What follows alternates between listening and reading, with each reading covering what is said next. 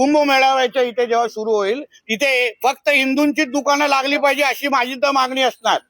कशाला पाहिजे तिथे गोल टोपी दाढीवाले तिकडे त्यांची दुकानं थुकून देतात तसं पण सगळं आध्यात्मिक थुकून देतात. मग ह्या सगळ्या अगर हिंदूंचा एवढा मोठा सण आहे, हिंदूंचा एवढा महाकुंभ आहे, तिथे सगळे हिंदूंचीच दुकानं असली पाहिजे माझं असं म्हणणं आहे.